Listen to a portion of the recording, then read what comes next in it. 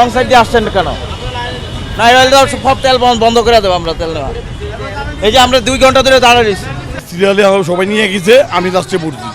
আমরা তো দেখছি যে সিরিয়াল এ পাশ থেকে এবং অনেকে প্রায় 2 ঘন্টা আড়াই ঘন্টা এখানে সিরিয়াল ছিল, এখান থেকে স্লিপ দিয়ে নিয়ে যাচ্ছি।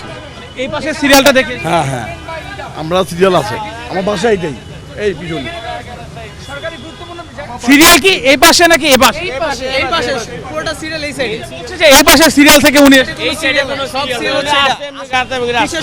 আপনি তেল দিলেন কেন? সিরিয়াল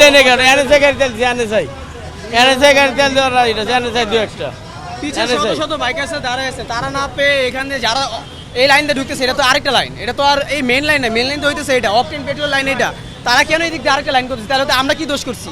পিছে আরো শত শত বাইক আছে ভাই দাঁড়ায় আছে। পদ্মা সেতু, মেট্রো রেল এবং এলিভেটেড এক্সপ্রেসওয়ে নির্মাণের গর্বিত অংশীদার বসুন্ধরা সিমেন্ট। তো তারা কেন এখান থেকে আইসা এদিক দিয়ে নিতেছে? কতক্ষণ ধরে দাঁড়িয়ে থেকে? ভাই 1 ঘন্টা ধরে এখানে দাঁড়ায় আছি লাইনে, এই মাত্র পাইলাম, পাম্পে এসে মাত্র তেলটা নিলাম, তাই আরো মানুষ দাঁড়ায় আছে না পিছে, ওনারা তাহলে এখান থেকে এসে কিবা কেন নিতেছে?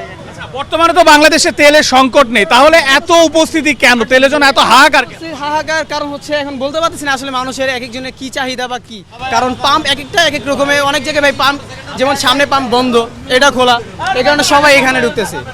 অনেক পাম্প বন্ধ আছে, বহুত পাম্প এখন বন্ধ করে রাখছে, তেল থাকা অবস্থা তারা পাম্প বন্ধ করে রাখছে।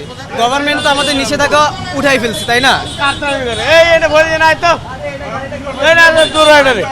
যে পেট্রোল পাম্পটি রয়েছে শাহবাগে, এই পেট্রোল পাম্পে কিন্তু আমরা দেখছিলাম যে এই পেট্রোল পাম্পে আমরা দেখছিলাম যে যে দীর্ঘ তেল নেওয়ার জন্য যে দীর্ঘ সারি, সেই দীর্ঘ সারি ভেদ করে অনেকেই কিন্তু অন্য দিক দিয়ে এসে বা একটু বেশি সুবিধা নেওয়ার জন্য তেল নেওয়ার জন্য আসেন লাইন ব্রেক করে।